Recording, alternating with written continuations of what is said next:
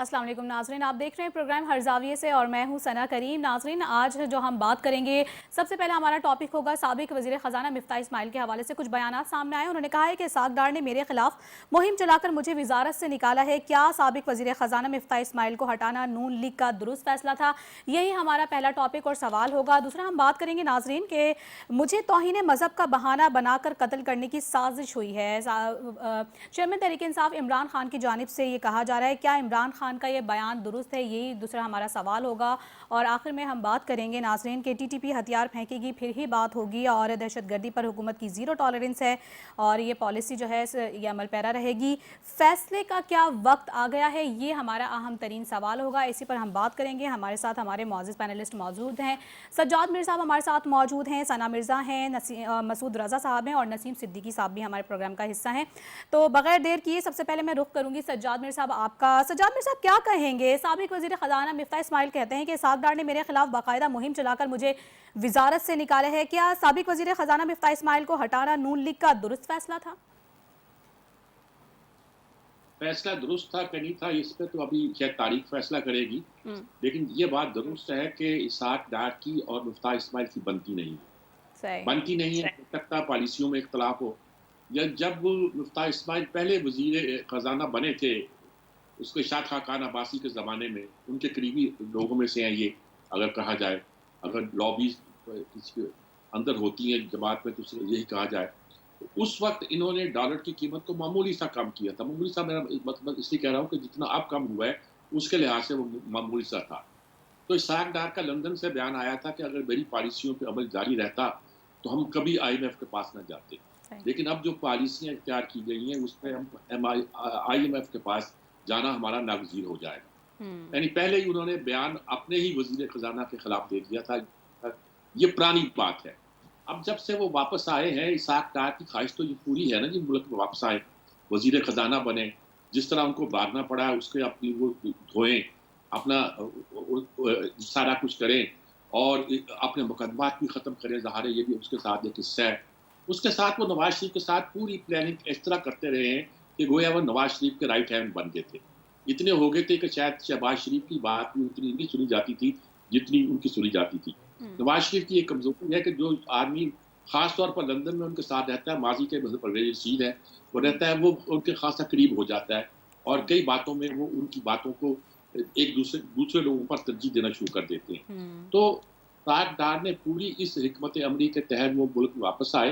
तो गलती उन्होंने क्या की, इसमें कोई शक नहीं है कि इसाक डार क्योंकि पुराने वजीर खजाना रहे हैं, तो शायद मुस्लिम लीगियों का यही ख्याल है कि वो बेहतर रिजल्ट दे सकते थे। लेकिन उन्होंने गलती ये की कि आने से पहले ही शोर मचा दिया कि मैं आ रहा हूँ, डॉलर सस्ता हो रहा है। किस डार की आमद है कि डॉलर हो गया सस्ता, किसी ने कहा था। अगर कहाँ कहा जाए तो डॉलर कांप रहा है, क्या दिया जाए अगर बजट का मसला पैदा होता है। तो जी। ये सारी सूरत हाल में उनका आना, फिर आके IMF, जब मुफ्ता इस्माइल ने भी गलती की, उसने कोई जरूरत नहीं थी बयान देने की। एक बयान दे दिया कि इन्होंने कीमतों में बढ़ाई नहीं है और ये नहीं किया है, अब अल्लाह खैर करे। अब उनका पब्लिकली बयान देना जो है डार साहब को बुरा लगा और उन्होंने डार जी। साहब ने भी दुआ में बयान दिया जो अच्छा नहीं था। ठीक। उन्होंने कहा कि मैं तो कुछ नहीं कहता, कौन होता है, मैं मुझे उनसे मजाक करने आते हैं, वो सब ठीक हो जाएगा वगैरह वगैरह, जो उनका ठीक। स्टाइल था। और डॉलर देखिए इन तमाम बातों ने डार साहब के लिए प्रॉब्लम पैदा की है। लेकिन मुफ्ता इस्माइल लगे रहे, वो भी मजमून लिखते जा रहे हैं, कभी बोलते जा रहे हैं, कभी कुछ करते जा रहे हैं। मेरा ख्याल में वो सियासी आदमी तो है नहीं और वो एक कारोबारी आदमी है।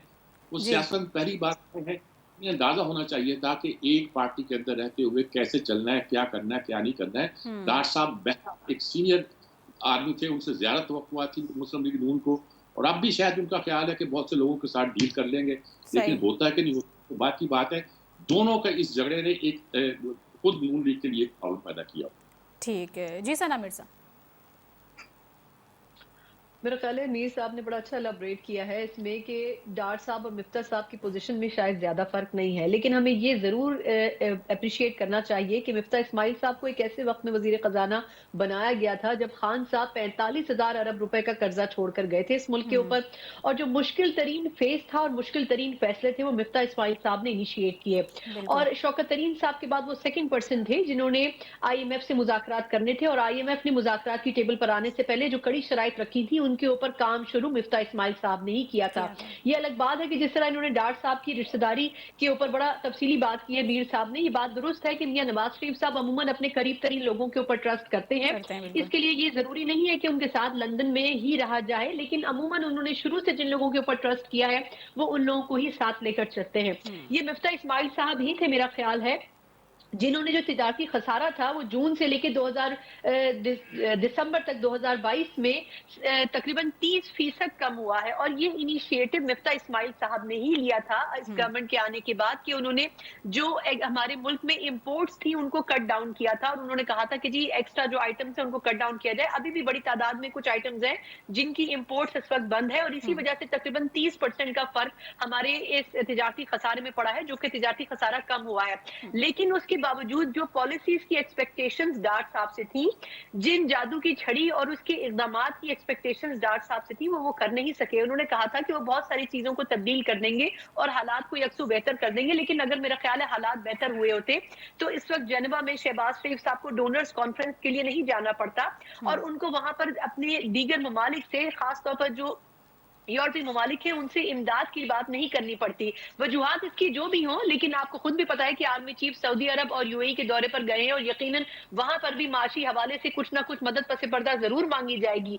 तो असल तस्वीर इस वक्त यह है कि पाकिस्तान के पास ना तो पैसा इस वक्त मौजूद है, ना 3 हफ्ते से ऊपर का रिजर्व मौजूद है। लेकिन बात यह है कि IMF आपको अभी नवे राउंड से आगे तक घसीट कर लेकर जाएगा, क्योंकि आपने उनकी डिमांड्स को फुलफिल नहीं किया। इसका मतलब यह है कि जो पॉलिसीज थी वो कामयाबी के साथ इंप्लीमेंट नहीं हो सकी। तो मेरा ख्याल है कि मिफ्ता इस्माइल साहब को जो दुख है वो सही है, क्योंकि जो मुश्किल तरीन टाइम था नून लीग का जब टेक ओवर किया गया और उस वक्त इकदाम को जो इनिशिएट किया गया वो मिफ्ता साहब ने किया, लेकिन उसके बाद डार साहब ने जो कुछ कहा वो अपने दावों में पूरे नहीं उतर सके। सही जी मसूद साहब। जी देखिए, जैसे मिफ्ता इस्माइल साहब ने शिकवा किया, तो मिफ्ता इस्माइल साहब ने शिकवा इस बात पर किया है कि मुझे जिस तरीके से निकाला गया वो तरीका दुरुस्त नहीं था। सही। पार्टी के लोगों के सामने उनको जिस तरह से निकाला गया उसमें उन्होंने अपनी बेइज्जती फील की। डार साहब को बहुत से लोग समझते हैं कि वो कोई बहुत अच्छे मईशतदान हैं, लेकिन 2017 तक जो उनकी मईशत का बुनियादी कलीदी पहलू रहा वो ये कि डॉलर को किस तरह कंट्रोल रखना है। इसके लिए उन्होंने अरबों डॉलर मार्केट में फेंके डॉलर को कंट्रोल करने के लिए। बुनियादी तौर पर डार साहब जो हैं वो चार्टर्ड अकाउंटेंट हैं, मिफ्ता इस्माइल PhD हैं इकोनॉमिक्स में, और वो बैरून मुल्क से फारिग तहसील हैं और काबिल आदमी हैं। मिफ्ता इस्माइल ने आके जो पॉलिसी इख्तियार की थी, सबसे बड़ा कारनामा ये था कि उन्होंने IMF का प्रोग्राम बहाल किया। IMF का प्रोग्राम बहाल करने के बाद हम इस काबिल हो गए थे कि जी अब डिफ़ॉल्ट नहीं होता, नहीं होगा। अब हमें फंडिंग्स मिलती रहेंगी। और वो पॉलिसी जो डार साहब की माजी में रही, 2017 तक पॉलिसी रही, नवाज शरीफ साहब की हुकूमत की पॉलिसी रही, उसे इमरान खान साहब ने भी फिर किसी हद तक आगे बढ़ाया, और फिर मिफ्ता इस्माइल ने आने के बाद उसे ख़त्म करना शुरू किया। न सिर्फ ये कि बैनुल अक़वामी इदारे हमसे ये चाहते थे कि हम सब्सिडीज़ ख़त्म करें, डॉलर को मार्केट लेवल फ्री फ्लोट छोड़े, ये हमारी अपनी ज़रूरत थी। अब हम हर चीज़ पे सब्सिडी देते हैं, ऑयल पे सब्सिडी देते हैं, गैस पे सब्सिडी देते हैं, आटे पे सब्सिडी देते हैं।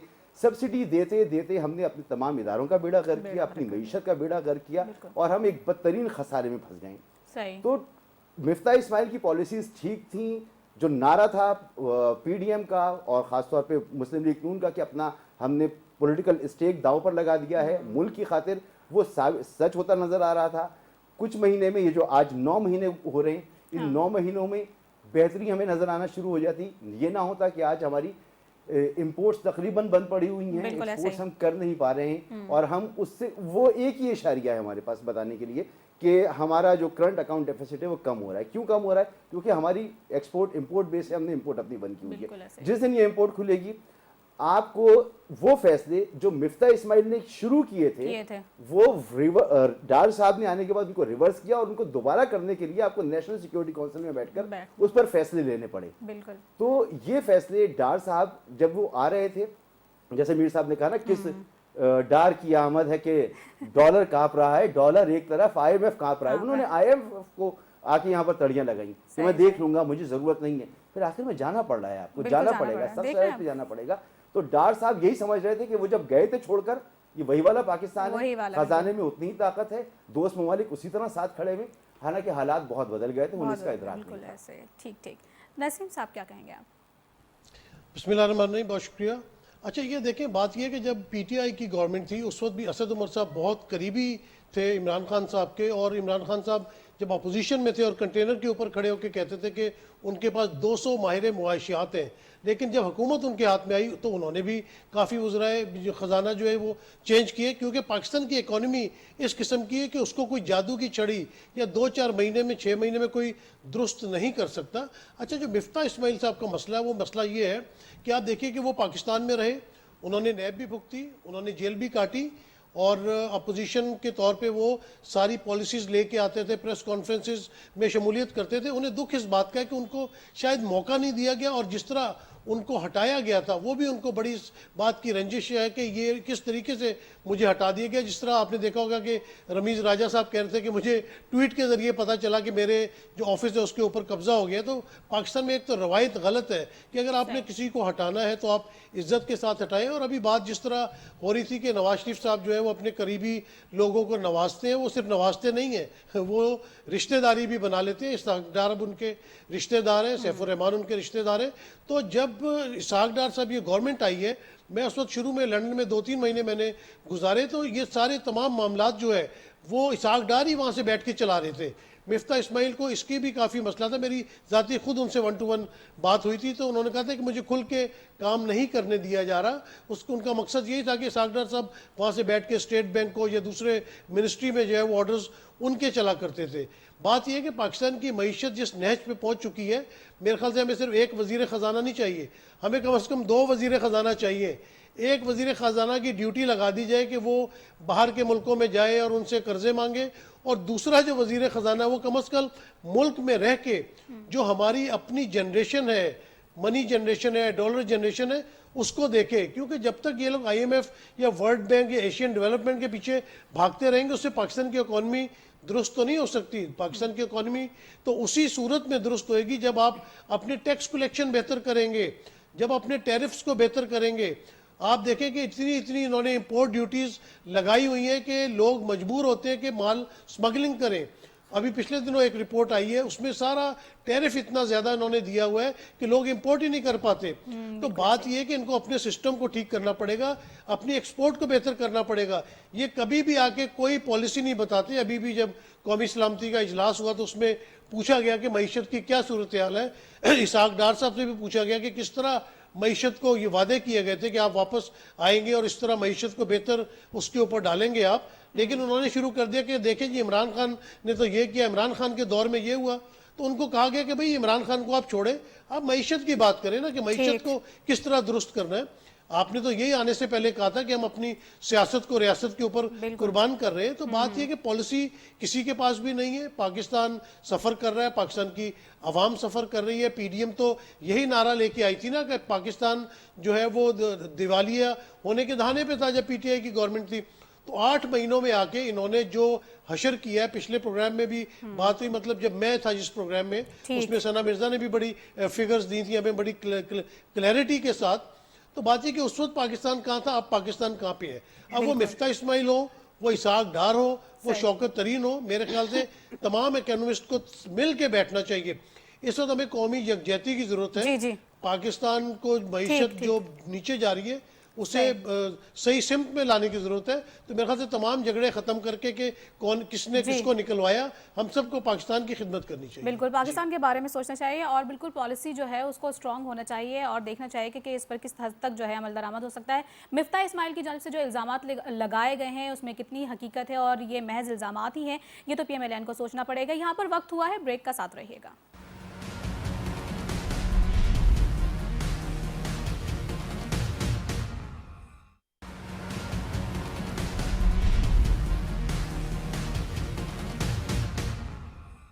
वेलकम बैक नाज़रीन। यहाँ पर बात करेंगे चेयरमैन पाकिस्तान तहरीक इंसाफ इमरान खान साहब की, जिनका बहुत ही अहम बयान सामने आया। वो कहते हैं कि मुझे तौहीन मज़हब का बहाना बनाकर कत्ल करने की साजिश की गई है। क्या इमरान खान का ये बयान दुरुस्त है? यही सवाल है मेरा सना मिर्ज़ा आपसे। जी देखिए, ये तो ख़ैर कहना मुश्किल है कि खान साहब का बयान दुरुस्त है या नहीं, क्योंकि अभी ये चीज़ जो है वो अंडर इन्वेस्टिगेशन है। लेकिन ये ज़रूर है कि उन्होंने जो एंगल देने की कोशिश की है कि ये मज़हबी रंग इसमें हो सकता है, तो मैं कहूँगी कासिम सूरी साहब के बकौल मज़हबी टच जो खान साहब दे रहे हैं, ये आगे जाकर यकीनन अच्छे असरात या नताइज लेकर नहीं आएगा। लेकिन पिछले कुछ अरसे के दौरान जो चेंजेज़ आई हैं, जिस तरह हमने देखा कि जब इस केस की तहकीकात शुरू की गई थी, तो जो फॉरेंसिक रिपोर्ट आई थी, वो पाकिस्तान तहरीक इंसाफ का जो इस हवाले से बयान करना था कि वाक़या किस तरह हुआ, क्या सिचुएशन रही, फिर खान साहब को जो चोटें लगी, तो वो फॉरेंसिक रिपोर्ट जो है उनका क्लेम था। और आज खान साहब ने कहा भी कि ये जानबूझकर लीक की गई और ये हक़ाइक़ के मुनाफी थी। लेकिन उसके बाद जो जेआईटी तश्कील दी गई, उसकी सरबराही खान साहब ने अपने मनपसंद फर्द को उसके लिए चुना। और आज आपने अगर देखा हो कि जो नामजद मुबैना मुल्जिम है, उनके जो वकील हैं, उन्होंने बड़ी एक तवील प्रेस कॉन्फ्रेंस की और उन्होंने बहुत सारी बातों की तरफ इशारा किया कि जो जेआईटी है वो हक़ाइक़ को तब्दील कर रही है, वो शवाहिद को ज़ाया कर रही है। मेरा ख्याल है जब फॉरेंसिक रिपोर्ट आई थी तो पीटीआई के लोग उस रिपोर्ट के बारे में यही बातें कर रहे थे, और बिल्कुल उसी तरह जब अब जेआईटी रिपोर्ट आई है तो उसके ऊपर जो मुल्जिम के वकील हैं वो यही बातें कर रहे हैं। इस केस का कोई ना कोई मंतकी अंजाम देखना और नताइज का सामने आना, और जो कसूरवार लोग हैं उनको कम से कम सजा मिलना बड़ा जरूरी है। लेकिन खान साहब जिन लोगों के ऊपर इल्जामात लगा रहे हैं, मैं समझती हूँ कि उनको स्वीपिंग स्टेटमेंट्स नहीं देने चाहिए। एक ऐसे सूबे में जहां पर खुद खान साहब की जमात और उनकी इत्तेहादी काफिले की हुकूमत है, वहां पर इस मुकदमे की एफआईआर दर्ज ना होना बहुत बड़ा सवालिया निशान है परवेज इलाही साहब के लिए। लेकिन खुद परवेज इलाही साहब के ऊपर ट्रस्ट नहीं किया जा सकता। कुछ रोज पहले वो कुछ कहते हैं, आज उन्होंने एक और स्टेटमेंट दे दिया कि जी ये जो तहरीक एतमाद के हवाले से जो बात की गई है गवर्नर की तरफ से, वो गैर आईनी है, उनको ये अख्तियार ही नहीं है, वो आईन से मुबर्रा काम कर रहे हैं। तो मेरा ख्याल है कि काफी पाकिस्तान तहरीक इंसाफ भी बहालत मजबूरी साथ चल रहे हैं। और इस केस में जिस तरीके से वीडियो लीक हुई है, जब उस मुल्जिम का स्टेटमेंट लिया जा रहा था, तो इसके ऊपर भी सवाल है कि आया वो वीडियो किसकी एमा पर रिलीज की गई। तो मेरा ख्याल है कि बहुत सारी चीजें हैं जो इस केस से जुड़ी हैं। इसमें या तो पीटीआई मुकम्मल गलत साबित होगी, या फिर जिन लोगों के ऊपर इल्जामात लगाए जा रहे हैं पीटीआई की तरफ से, वो सामने आ जाएंगे। ठीक है जी मसूद साहब। जी, इमरान खान साहब की जो तहकीकात होंगी, सना ने बिल्कुल ठीक कहा, तभी कुछ कह सकते हैं। लेकिन बादुल नज़र में जो चीज़ें नज़र आती हैं उनको नज़रअंदाज नहीं किया जा सकता। मरियम नवाज़ साहिबा ने एक ट्वीट किया था, और ये गालिबन पिछले साल की बात है, इस हमले से तकरीबन 2-2.5 महीने पहले। और उन्होंने कहा था कि दीन को अपनी गंदी और मकरू सियासत और झूठ को फ़रोग़ देने के लिए इस्तेमाल करने वाले शैतान से अपने ईमान और मुल्क को बचाएं। इसके बाद से जावेद लतीफ़ साहब ने एक पीटीवी प्रेस कॉन्फ्रेंस की और उस प्रेस कॉन्फ्रेंस को लाइव दिखाया गया था। तवील प्रेस कॉन्फ्रेंस थी, और उसमें उन्होंने उन पर इल्ज़ामात लगाए थे और तौहीन मज़हब के इल्ज़ामात लगाए थे।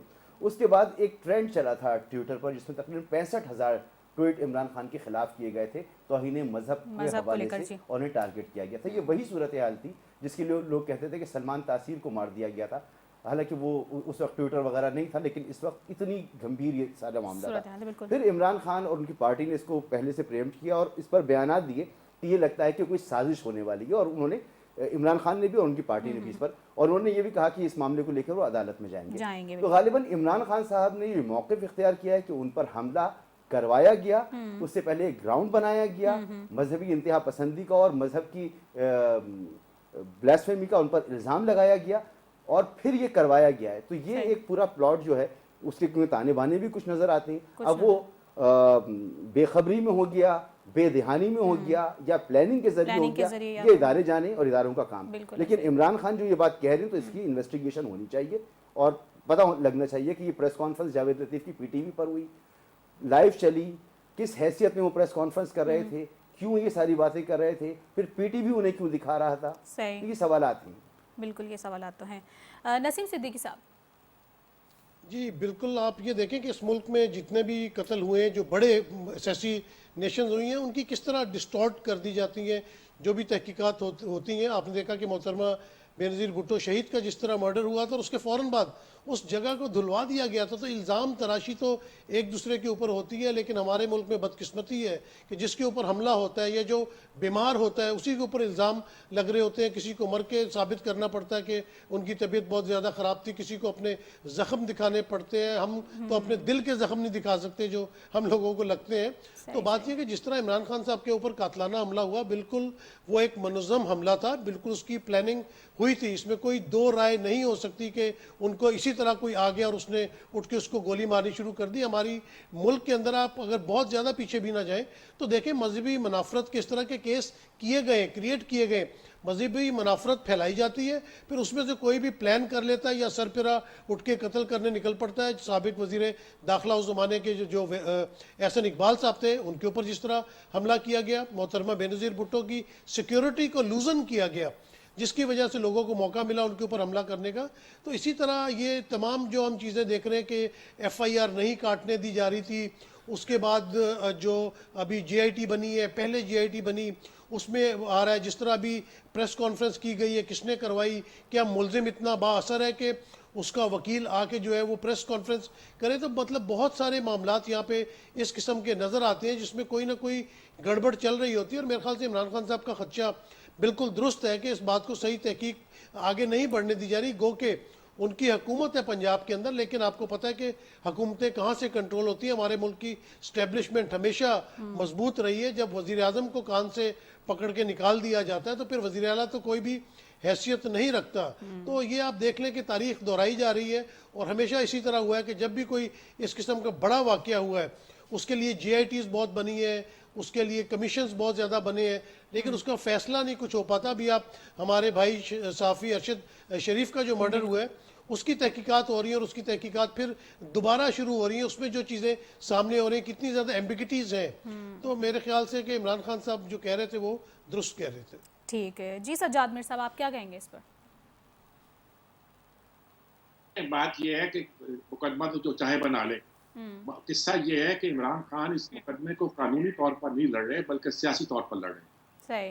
देखिए, उन्होंने जब पहले दिन ये बयान दिया था और एक जनरल का नाम और दो हमारे वजीर आजम और वजीर दाखिला का नाम दिया था, तो इसका मतलब था गैलरी से प्ले कर रहे हैं। आप इमीडिएट बताएं कि ये काम किया किसने। आपने जो 4 नाम दिए आप कहते हैं वो मुख्तलिफ नाम है। कल आपने किसी और जनरल का नाम दिया था, आज कहते हैं वो एक शख्स। आज की प्रेस कॉन्फ्रेंस में कहा, और सबको मालूम है कि परवेज जलाई के प्रोटेस्ट के बाद वो बाजवा साहब का नाम ही लेते बल्कि एक शख्स कहते हैं। एक शख्स से मुराद होता है जनरल बाजवा। तो आज तो आपने वो शिफ्ट कर दिया। सवाल ये है कि इस पूरी कहानी में कानूनी तौर पर आपने हुक्म क्यों रखे? आपने क्यों मेडिकल लीगल नहीं कराई? कल भी मैंने कहा था, कल शायद अब्दुल्ला गुल ने भी ये बात कही थी कि मेडिकल लीगल क्यों नहीं कराई। और वहां जब एक बना बनाया एक जनाब हॉस्पिटल के बना के डॉक्टरों को कराया गया तो वो खून के सैंपल ही ले गए वापस। ये सारा जो किस्सा है ये मशकूक बना देता है खुद इमरान खान के मुकदमे को। ये मुकदमे का कोई सर पैर नहीं आना। आपने GIT बनानी, बनाए GIT जिस तरह GIT होती है। ये क्या कि एक दिन डेरा गाजी खान के एक शख्स को सरबराह लगा दिया, दूसरे दिन गुजरात के को लगा दिया, तीसरे दिन कुछ कर दिया। अब गुजरात में जो भी पुलिस अफसर होगा, इंचार्ज होगा, जो बयान नहीं दे रहा, वो चौधरी परवेज लाई का आदमी होगा। गुजरात में कोई और आदमी इस पोस्ट DPO नहीं रह सकता। जब उसका आदमी होगा और वो बयान नहीं दे रहा तो उसकी क्या वजह है? मालूम तो की जाए यार, क्यों नहीं दे रहा बयान? आप कहते हैं कि गोलियां चलाई और दीवारों पर थी, वो बयान दे चुका है, ऑन एयर बयान दे चुका है कि इर्द गिर्द की किसी दीवार पर किसी गोली का निशान नहीं था।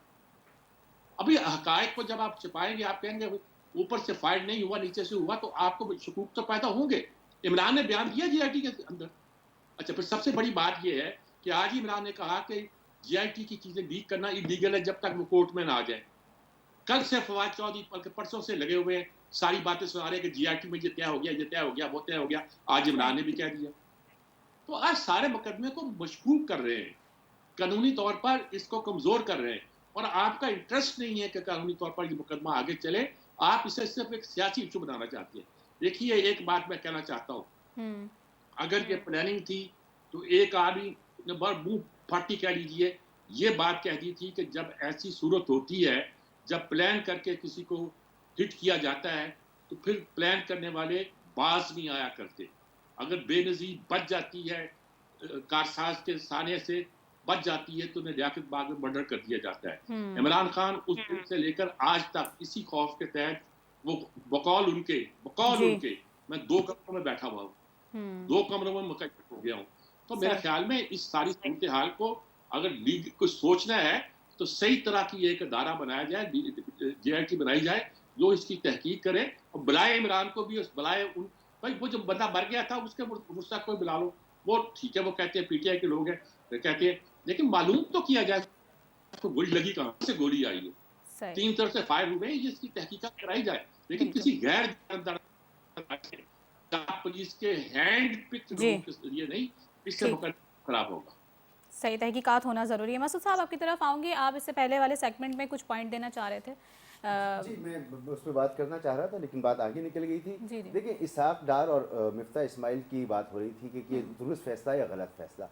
मिफ्ता इस्माइल ने आकर मुल्क को डिफ़ॉल्ट से बचा लिया था और IMF के प्रोग्राम में शामिल कर दिया था। बिल्कुल ऐसा ही था। और जो तनकीद इमरान खान के ऊपर होती थी कि उन्होंने IMF का प्रोग्राम बीच में छोड़ दिया और ये नुकसान किया पाकिस्तान का, इसहाक डार ने आके एग्जैक्टली वही चीज़ दोहरा दी और फिर एक मरतबा फिर पाकिस्तान डिफ़ॉल्ट के दाहिने पे खड़ा हुआ है। नंबर 1। नंबर 2, अभी जैसा मीर साहब कह रहे थे, बहुत अच्छी, ये बिल्कुल, मगर कितनी बदकिस्मती की बात है कि इतना हाई प्रोफाइल मामला पहले दिन से मशकूक हो जाता है। जो बंदा गोली मारता है वो उसी वक्त पकड़ा जाता है, उसकी FIR कई दिन नहीं कटती, लेकिन उसका बयान रिकॉर्ड हो जाता है और वो TV पर चलने लगता है। बिल्कुल। और कई दिन के बाद उसकी FIR अदालत के कहने पे कटती है और अदालत के कहने पे भी एक पुलिस की मुद्दत में कटती है। जो लोग कटवाना चाहते हैं वो नहीं कटवा पाते। तो ये दोनों तरफ का मामला है। पता नहीं क्या इसमें भी UN को बुलाना पड़ेगा, किसको बुलाना पड़ेगा। ये बड़ी बदकिस्मती है पाकिस्तान की कि जो शर्जील इनाम मेमन के कमरे से बोतलें निकली थी, जो शहद और जैतून साबित हुआ था बाद में, इस केस के साथ भी वही हो रहा है। बिल्कुल सही। सजाद साहब, आप कुछ कहना चाह रहे थे?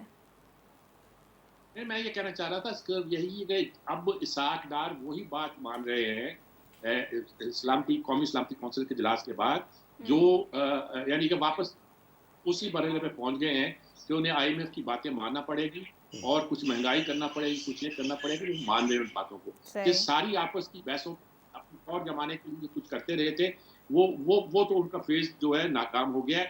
ये मुफ्ता इस्माइल ठीक थे कि गलत थे, करना चाहता, मुझे उनकी पॉलिसियों पर भी कुछ शक रहा है, लेकिन ये कोई बहस नहीं है। हाँ, ये उनकी बात दुरुस्त है, उनका दुख का इजहार बिल्कुल ठीक है कि उन्हें निकालते हुए एक गलत तरीका इख्तियार किया गया कि चले आ रहे हैं हम, मैं सब वो जा रहे हैं, उनकी वजह से ये ठीक तरीका नहीं था। ठीक सही। नाज़रीन, हम बात कर रहे थे चेयरमैन PTI पर होने वाले कातिलाना हमले के हवाले से इस सेगमेंट पर, और तौहीन मज़हब को बुनियाद बनाकर या किसी और मुनज़्ज़म साजिश के तहत ये हमला उनके ऊपर किया गया या करवाया गया, इसकी तहकीकात साफ़ और शफाफ होना बहुत ज़रूरी है और हक़ाइक़ का सामने आना भी बहुत ज़्यादा ज़रूरी है और ज़िम्मेदारों को सज़ा भी होनी चाहिए। यहाँ पर वक्त हुआ है ब्रेक का, साथ रहिएगा।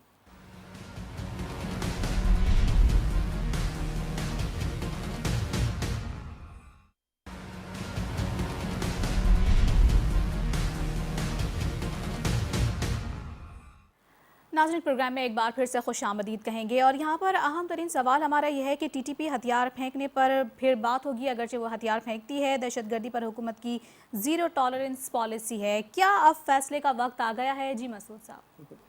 ज़ीरो टॉलरेंस तो जाहिर सी बात है, कौन इजाज़त देता है दहशतगर्दी की? ये बात कहने वाली नहीं है। और TTP के साथ मुज़ाकरात आपने एक मरतबा फिर किए और करने के बाद फिर इसमें वही सियासी मामला शुरू हो गया कि बिलावल साहब जो हैं वो अपनी अपोजिशन पर, उनकी अपोजिशन इन पर इल्ज़ाम लगा रही है। इस बहस से हमें निकल आना चाहिए, चाहे वो मईशत हो, चाहे वो दहशतगर्दी हो। ये नेशनल इशूज़ हैं और ऐसे नेशनल इशूज़ हैं जो मुल्क को, एक आम आदमी को हर्ट कर रहे हैं। ये सियासत से बालातर होने चाहिए। बिल्कुल ऐसा ही। इस पर हमारी सियासी जमातों को, तमाम स्टेक होल्डर्स को सोचना चाहिए कि एक पॉलिसी बनाएं, वो 10 साल की हो, 20 साल की हो, 25 साल की हो, फिर उस पर सियासत की इजाज़त नहीं होनी चाहिए। बिल्कुल। ये जो फिर एक बार कहा जा रहा है कि इजाज़त नहीं दी जाएगी, तो पहले आपसे इजाज़त लेके तो हमले नहीं करते थे। जब आप इजाज़त नहीं देंगे तो वो हमले करना बंद कर देंगे। आपने फिर देर की, फिर आपने अब एपेक्स कमेटी का जो इजलास है गालिबन 2016 या 2015 के बाद अब हो रहा है आपका इजलास। तो इतने दिन तक ये एपेक्स कमेटियाँ कहाँ थी? क्या दहशतगर्दी ख़त्म हो गई थी? तो ये सोचने वाली बात है। नेशनल सिक्योरिटी काउंसिल का इजलास कब बुलाया गया? उस वक्त जिस वक्त एक मरतबा फिर हम पर हमले शुरू हो गए, बहुत ज़्यादा। वो भी क्या क्या अफगानिस्तान में सब अमन हो गया था? नहीं हुआ था ना। तो हमें जागे रहना है इस हवाले से। हम सो जाते हैं, हमारी गलती है ये। हमने पूरा बहुत अच्छा निज़ाम बनाया था, एक नेशनल एक्शन प्लान था, अब इसको दोबारा रिव्यू किया जा रहा है, ये अच्छी बात है। लेकिन हाँ, हमारी गलती थी कि हमने एक बार फिर आके बंद कर दी। बिल्कुल गफलत नहीं बरतनी चाहिए, क्योंकि हमारा जो दुश्मन है वो बिल्कुल भी गाफिल नहीं है। जी नसीम सिद्दीकी साहब, क्या कहेंगे आप? देखिए, इसमें दो चीज़ें हैं। एक तो हमने बलूचिस्तान में जो बलूचिस्तान की आवाम है उनकी महरूमियों को दूर करना है, और जो पुराना फाटा है हमारा कबायली इलाका रह चुका है, अब जो उसका इलाक हो चुका है खैबर पख्तूनख्वा के साथ, उनके साथ भी जो वादे किए गए हैं उनको पूरा करना पड़ेगा। क्योंकि जब तक आप इन महरूमियों को दूर नहीं करेंगे, उनके सहूलतकार यहाँ पे मौजूद रहेंगे और इस तरह की दहशतगर्दी के वाक़यात बढ़ते रहेंगे। इसमें एक चीज़ और बहुत ज़्यादा इंपॉर्टेंट है कि हमें फिर दोबारा से अफ़गान महाजरीन की स्क्रूटनाइजेशन करनी चाहिए, और जो गैर रजिस्टर्ड अफ़गान महाजरीन यहाँ पे रह रहे हैं, जो कि हमेशा उनके सहूलतकार बनते हैं। मैं आपको बताऊं कि पिछले दिनों कुछ ऐसे केसेस हुए जिसमें रैंसम के लिए कहा गया या लोगों को टेलीफोन आए, और जब वो ट्रेस करवाए गए तो उनके ताने बाने अफगानिस्तान से जाके मिलते हैं। तो यहाँ पे बहुत सारे ऐसे लोग मौजूद हैं अफगान महाजरीन के बेस में जो दहशत गर्दों के सहूलतकार हैं। तो हमें एक दफ़ा मिल के तमाम लोगों को, आवाम को, हुकूमत को, फौज को इन दहशत गर्दों का कलाकुमा करना पड़ेगा, और इनकी जो रूट्स हैं और रूट कॉजेज जो है, इन दोनों को उखाड़ फेंकना पड़ेगा। अदरवाइज हम इस अफरियत पे काबू नहीं कर सकेंगे। ठीक है जी सज्जाद मिर साहब। में बात यह है कि हमें अब मान लेना चाहिए कि हम एक बार फिर अमेरिका की प्रॉक्सी जंग लड़ रहे हैं, और वही गलती कर रहे हैं जो माजी में करते रहे हैं। हमने कहा था कि हम हाउस इन ऑर्डर कर रहे हैं जब से ये नई पॉलिसी शुरू हुई है। तो अगर हाउस इन ऑर्डर किया था तो भाई फिर हाउस डिसऑर्डर कर दीजिए, क्योंकि आपने वो गलत किया। अफगानिस्तान के बारे में हमने जिस तरह अमेरिका की और यूरोप की मदद की है, मैं बार बार कहता हूँ कि हमारे तैयारे थे कि सिर्फ वहाँ से लोगों को उठा कर लाते थे, इस्लामाबाद के होटलों में ठहराते थे, और वहाँ से यूरोप पर अमेरिका रवाना कर देते थे। आज तक जो कुछ भी हम कर रहे हैं, हमने जहाँ कॉन्फ्रेंस की, सऊदियों के उसको स्पॉन्सर किया या अमेरिका कहने पे की, वही काम था। लेकिन हम तरीके से शायद हम कुछ देरी से चाहते थे, शायद हमारी ये खुशफहमी भी थी कि हम समझते थे कि इस तरीके से अफगानिस्तान में अमन ला सकते हैं। हमारी गलती थी।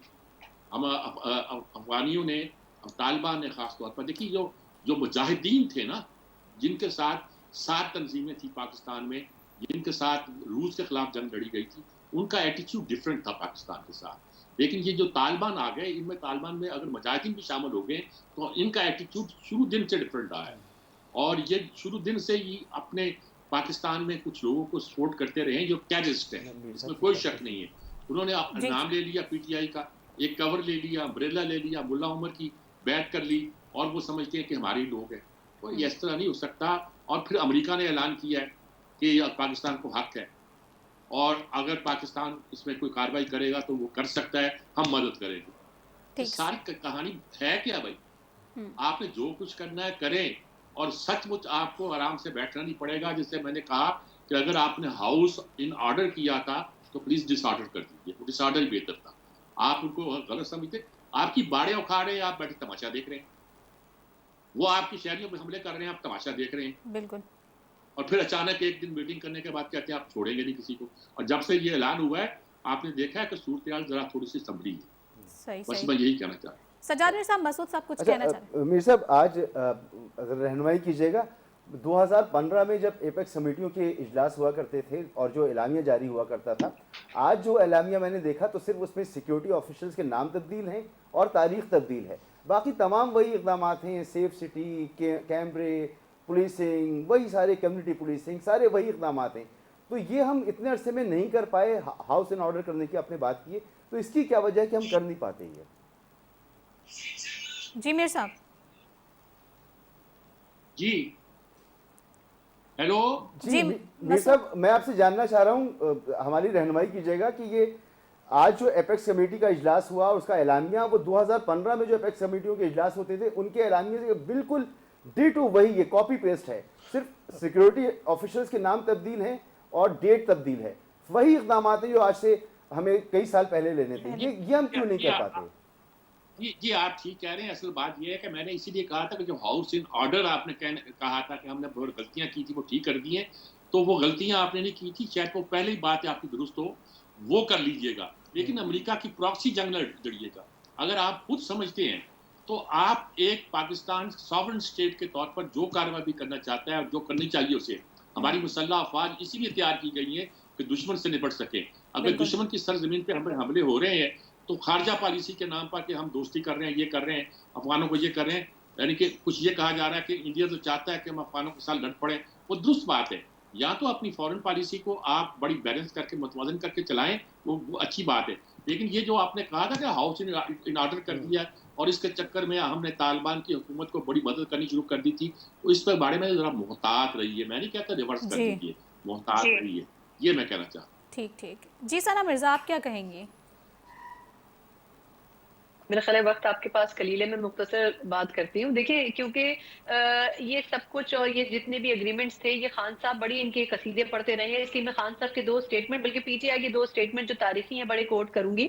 जब तालिबान अफगानिस्तान में आए थे अमेरिका के रुखसत होने के बाद और हुकूमत संभाली थी, तो खान साहब ने कहा था कि जी अफगानिस्तान ने गुलामी की जंजीरें तोड़ दी हैं। अभी कुछ अर्से पहले फवाद चौधरी साहब फरमा रहे थे कि जी सबसे ज्यादा इज्जत जो तालिबान है वो खान साहब की करते हैं। तो मेरा सवाल ये है कि अगर इतना अच्छा पाकिस्तान तहरीक इंसाफ को तालिबान समझते हैं, चाहे वो टीटीपी हो या टीटीए हो, तो फिर क्या वजह है कि पिछले 1 साल में टीटीपी ने 345 से या 340 से 45 के करीब हमले सिर्फ केपीके में किए हैं, जबकि बाकी सूबों में उन्होंने 2 से 4 हमले मुश्किल से किए हैं।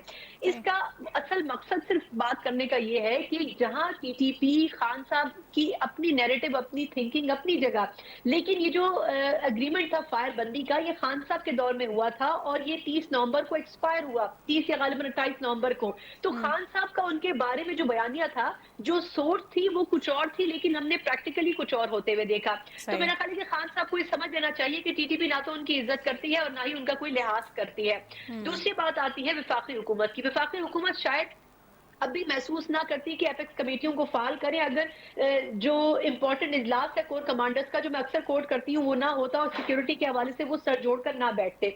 उसी के बाद नेशनल सिक्योरिटी की कमेटी का इजलास बुलाया गया और जो जीरो टॉलरेंस की बात की गई है, तो इस्टेब्लिशमेंट की तरफ से बड़ा क्लियर कहा गया है कि जी हम उनसे डायरेक्ट निगोसिएशन अब नहीं करेंगे, अफगान तालिबान के थ्रू निगोसिएशन की जाएंगी। और इस हवाले से बिल्कुल जीरो टॉलरेंस की जो पॉलिसी है वो मेरा ख्याल है इस्टेब्लिशमेंट की इनिशिएट करता है, हमारी विफाकी हुकूमत की इनिशिएट करता नहीं है।